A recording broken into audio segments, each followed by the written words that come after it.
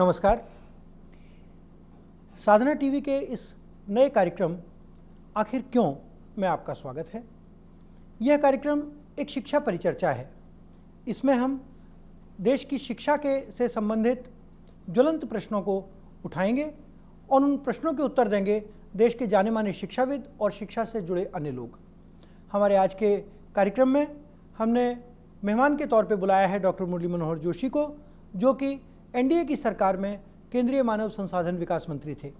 Doctor Joshi ने आज़ादी के बाद भारत में पहली बार ऐसे आमूलचूल परिवर्तन शिक्षा के क्षेत्र में किए जैसे कि कभी अंग्रेज़ों के ज़माने में मैकॉले ने किए थे। डॉक्टर जोशी, आपका स्वागत है। आज हमारे साथ ऑडियंस में शिक्षा के क्षेत्र से जुड़े बहुत से लोग हैं। कुछ प्रधानाचार्य हैं, कुछ अध्यापक हैं, कुछ शिक्षक हैं, कुछ विद्यार्थी हैं और कुछ शिक्षा शास्त्री भी हैं। आप सभी का इस कार्यक्रम में हार्दिक स्वागत है। डॉक्टर जोशी, कार्यक्रम आरंभ करते हुए सबसे पहले मैं आपसे ये पूछना चाहूँगा कि आपके विरोधी आप पर भगवाकरण द्वारा देश में सांप्रदायिकता फैलाने का आरोप लगाते रहे हैं और आप उन पर यह आरोप लगाते हैं कि वे जातीय विद्वेष के माध्यम से समाज को बांटना चाहते हैं और इस देश के टुकड़े करना चाहते हैं। आप दीनदयाल जी की समग्र चिंतन के पक्षधर रहे हैं और वे लोग भी ऑल इंक्लूसिवनेस की बात करते हैं। आखिर क्यों विचारों में ये मतभिन्नता है? देखिए, जिन लोगों की बात आप कह रहे हैं उनमें से अधिकांश मार्क्सवादी विचारधारा के समर्थक हैं और उनको भारत का इतिहास देखने का या भारत की सारी जो प्रणाली है, जीवन की प्रणाली, उसको देखने का एक विशेष दृष्टिकोण है। जैसे मार्क्स ने कहा कि भारत का कोई इतिहास ही नहीं था और अगर था तो वो पराजय का इतिहास था, वो दास्ता का इतिहास था। दुनिया के तमाम लोग आए, उन्होंने भारत को पराजित किया। हूण आए, शक आए, तुर्क आए, यूनानी आए, सब लड़ते रहे और भारत को पराजित करते रहे। तो इसके देश में कोई प्रतिरोध की क्षमता नहीं थी। ये तो बिल्कुल दीनहीन देश था। अब ये जो दृष्टिकोण है इतिहास का, ये अगर बच्चों को पढ़ाया जाएगा तो बच्चों के मन में कभी भी आत्मविश्वास नहीं होगा। नई पीढ़ी को लगेगा कि अच्छा हम तो बिल्कुल गिरे पिटे हैं, हमारा कोई अस्तित्व नहीं था। तो ये बुनियादी बात है जिससे हमारा मतभेद शुरू होता है। आ गया है तो पढ़ाया जा रहा था कि आर्य बाहर से आए। अब सारी दुनिया मानती है आज कि आर्य बाहर से नहीं आए। अगर गए तो भारत से बाहर गए, बाहर से नहीं आए। प्रमाण दिए उनको, नहीं मानते। सरस्वती नदी, जिसको हमारे इसरो ने, जो अंतरिक्ष विभाग है, उसके वैज्ञानिकों ने सिद्ध किया कि एक नदी अभी भी धरती के नीचे बह रही है। सबटेरेनियन करंट जिसको कहते हैं वो है। आदि बद्री से निकली। मैं अभी गया था वहाँ, सरकारी जो वो हैं अभिलेख हैं उसमें लिखा हुआ है कि ये सरस्वती नदी है। नहीं मान। अब हम अगर ये कहते हैं कि ये सरस्वती नदी है, ये प्रमाण है, ये वेदों में भी लिखी हुई है और इससे सिद्ध होता है कि वेद यहाँ मोहनजोदड़ो और हड़प्पा से पुराने थे। कहते नहीं, आप वेद की बात करते हैं तो आप लोगों को हिंदू बनाना चाहते हैं। ऐसे तर्क हैं, इसका क्या जवाब है हमारे पास?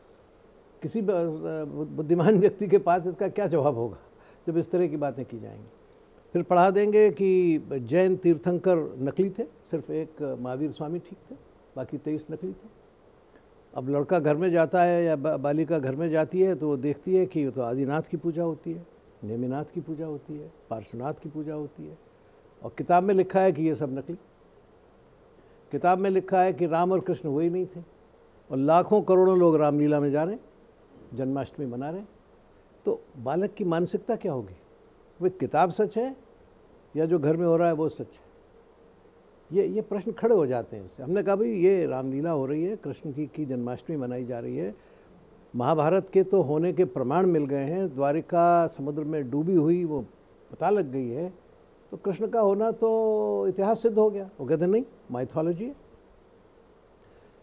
ये सारी ऐसी चीज़ें की गई या गुरु तेग बहादुर के बारे डॉक्टर साहब, आपने जो माइथोलॉजी की बात की और ये कहा कि इनके प्रमाण माने मिल गए हैं, थोड़ा सा खुलासा ये करिए कि आखिर क्या प्रमाण हैं वे।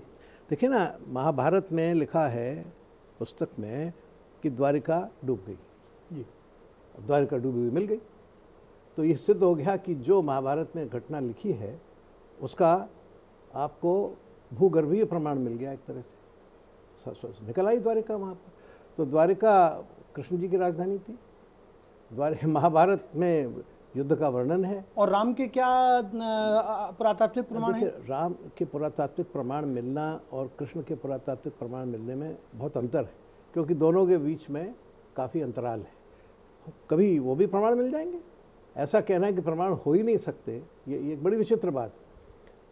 आप किसी से पूछिए कि अब्राहम घोड़े पे चढ़कर समुद्र पार कर गए, प्रमाण लाइए, लाएगा?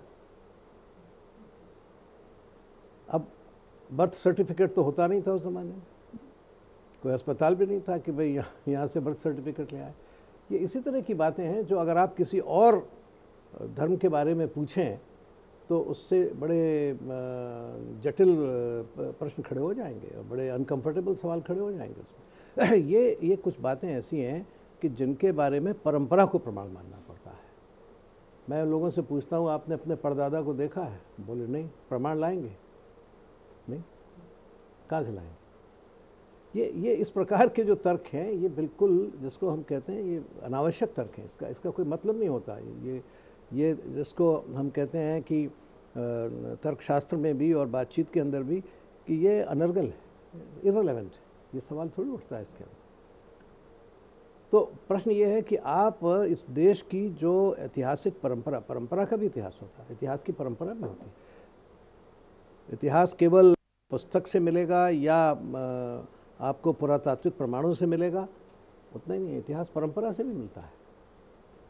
इतिहास को पढ़ने का भारतीय ढंग परंपरा का भी है। जी जी जी। तो वो उसको आप कैसे छुटला? नहीं, परंपरा को तो इतिहास का एक स्रोत सभी लोग मानते हैं। वो परंपरा है, परंपरा से हमारे यहाँ चला आ रहा है। मैंने कहा ना कि करोड़ों लोग जाते हैं रामलीला में। जी जी। क्यों जाते हैं? जी। तब कोई मूर्ख तो नहीं है। और बड़े बड़े और तमाशा वो है कि जो संसद में इसका विरोध करते हैं वो राज तिलक करने जाते हैं रामचंद्र जी का। कभी तो हमें बताया जाता है राम और श्री कृष्ण जी जो है काल्पनिक हैं, एवं दूसरे ही पार्टी आके हमें ये बता देती हैं कि ये काल्पनिक नहीं है, सचमुच आया है। और इससे जो सबसे बुरा प्रभाव पड़ता है वो हमारी शिक्षा पे पड़ता है, क्योंकि हमारी शिक्षा जो है आज एक वो मार्केट होके रह गई है। आज हर कोई उसको कैश कराने के वैल्यू में है, जबकि कोई आने वाले फ्यूचर के बारे में सोच ही नहीं रहा है। हमारी हुई शिक्षा का आधार ही खोखला हो चुका है। आजकल हमारे को हमारी संस्कृति से बिल्कुल ही विपरीत लेके जाया जा रहा है। हमारे को विदेशी संस्कृति के बारे में ज़्यादा पढ़ाया जा रहा है, हमारी संस्कृति, हमारा कल्चर, हमारे लोगों के बारे में हमें कम बताया जा रहा है, और जितना बताया जा रहा है उसे तोड़ फोड़ कर बिल्कुल ही उल्टी दिशा में, विपरीत दिशा में बताया जा रहा है। तो मेरे हिसाब से तो शिक्षा का भगवीकरण बिल्कुल ही गलत है। उससे बेहतर ये होगा कि हमें अपने आने वाले समय के बारे में और जो बीत गया हमारा जो सुनहरा भविष्य था उसके बारे में ज़्यादा बताएं, और उसको भी ऐसे बताएं कि जिससे आने वाले टाइम में जो रोजी रोटी जो मुख्य समस्या है वो हमारी सुधरे। भगवान श्री कृष्ण और श्री राम उस वक्त तक तो माननीय हैं जब तक कि हमारा धर्म आता है, पर जब हमारी रोजी रोटी की बात आती है तो इनमें से कोई भी ऐसा नहीं है जो हमको रोजी रोटी दिलवा दे।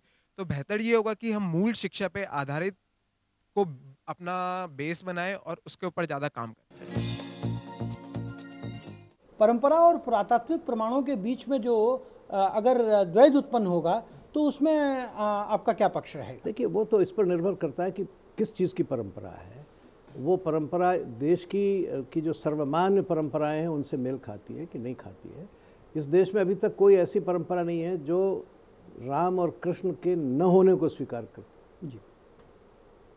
जनजातियों में भी वो उस बात की बात है। जी जी। वो द्वैत तो तब आएगा जबकि परंपरा के विरोध में कोई बात कही जा रही हो कि ये हुए नहीं थे, परंपरा कहती हो कि नहीं हुए थे, तब दो परंपराओं के बीच में टक्कर होगी, तब आप कहेंगे कि भाई इसमें एब्सेंस ऑफ एविडेंस इज ठीक। लेकिन ये तो नहीं है, तो ऐसा तो है नहीं। जी। फिर कहा कि साहब गुरु तेग बहादुर की हत्या औरंगजेब ने नहीं कराई थी, और वो तो उन्हीं की बिरादरी के लोगों ने करा दी थी षड्यंत्र करके। जी। ऐसा कोई प्रमाण नहीं है। सिख इतिहासकार कोई भी इस बात को स्वीकार नहीं करता। जी जी। जाट डाकू होते, अब ये तो ऐसी बात है कि जो मेरी दृष्टि से बच्चों के मन में बहुत ही एक प्रकार का वैमनस्य पैदा करेगी। जी ये डाकू के इसके बगल में बैठे हम, गुजर जराइम पेशा है, जी क्या बात है इसमें। फिर कह दिया गया कि उसमें आपने कि साहब राणा प्रताप विद्रोही थे, तो फिर वो विद्रोही थे तो देशभक्त कौन था? ये सवाल खड़े होते हैं इसमें से। जी और ये देश को की मानसिकता को बांटने के सवाल खड़े होते हैं। जी जो आर्य बाहर से आय की बात कही गई है, वो भी उसने देश को बहुत नुकसान पहुंचाया है। जी और उसके कारण से जो सिद्धांत प्रस्थापित किया गया कि आर्य बाहर से आए, उन्होंने यहाँ मारा पीटा, लोगों को दक्षिण में भेज दिया, वो द्रविड़ हो गए, तो उत्तर और दक्षिण का भेद खड़ा कर दिया, आर्य और अनार्य का भेद खड़ा कर दिया, फिर कहा कि कुछ को मार पीट के शूद्र बना लिया। तो आप जो चीज़ें वास्तविक थी ही नहीं, उनको आपने पुस्तकों में डाल दिया। तो ये देश की सारी मानसिकता के साथ बड़ा भारी, मैं तो कहूँगा, अपराध है। ये नहीं करना चाहिए। देश का सही इतिहास लोगों को पढ़ाया जाना चाहिए। शिक्षा के माध्यम से भगवा विचारधारा को छात्रों पर थोपना शिक्षा का भगवाकरण का ही एक रूप है। पिछली सरकार ने जो शिक्षा का भगवाकरण, सो कॉल्ड भगवाकरण किया, उसके बारे में मैं ये कहना चाहूँगा कि शिक्षा का भगवाकरण है या नहीं, ये जानने के लिए पहले हमें ये जानना होगा कि एक विचारधारा को किस माध्यम से या किस विषय के द्वारा छात्रों पर थोपा जा सकता है। मेरे विचार से ये जो राजनीतिकरण हो रहा है, ये बिल्कुल गलत हो रहा है। मैं अपने देश के नेताओं से ये पूछना चाहूँगा, क्या राजनीतिकरण या भगवाकरण ही हमारे देश की सब समस्याओं का हल है? अगर हमारे देश की सब समस्याओं का हल राजनीतिकरण है, भगवाकरण है, तो ज़रूर भगवाकरण और राजनीतिकरण करें, मुझे कोई ऐतराज़ नहीं है। लेकिन आज़ादी के 50 साल बाद भी जहाँ हमारे देश की बेसिक समस्याएं जैसे कि पानी, बिजली, खाने की समस्या, पहनने की समस्या हल नहीं हो पाई है, और हमारे देश के नेता सिर्फ अपनी चंद कुर्सी को बचाने के लिए शिक्षा के ऊपर ये जो राजनीति कर रहे हैं, बहुत गलत कर रहे हैं। और मैं नेताओं से पूछना चाहूँगा, क्या कि वो आने वाली पीढ़ी को यही संदेश देना चाहते हैं कि शिक्षा या राजनीति जो है सब कुछ है, देश का भविष्य कुछ नहीं है। मुरलीधर जोशी जी, आप जो भी किए हैं वो बहुत ही अच्छा कार्य किए हैं शिक्षा के क्षेत्र में। इसके लिए हम आपको बहुत बहुत धन्यवाद देते हैं। जब अर्जुन सिंह जी की सरकार सत्ता में आई तो उन्होंने आपके द्वारा लगी हुई किताबों को बदल दिया।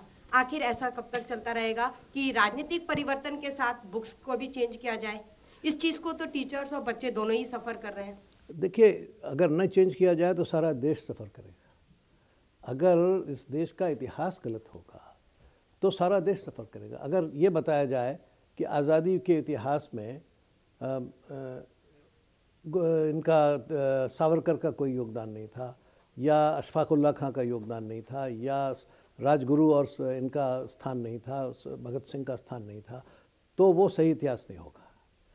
अगर ये कोशिश की जाए कि एक ख़ानदान विशेष का ही राजनीति के अंदर, देश की आज़ादी के अंदर महत्व था, तो वो तो सच्चा इतिहास नहीं होगा। हमने देखा कि 1975 में आपातकाल के दिनों में एक कैप्सूल इतिहास का ही लाल किले में गाड़ दिया गया था।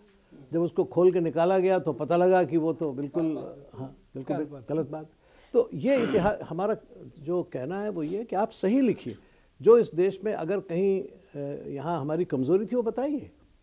अगर हमारी कमज़ोरी नहीं थी, हमारा वैभव था, हमारा गौरव था, हमारा पराक्रम था, वो भी बताइए। आप एक तरफ तो बताते हैं और दूसरी तरफ नहीं बताते, ये है बात।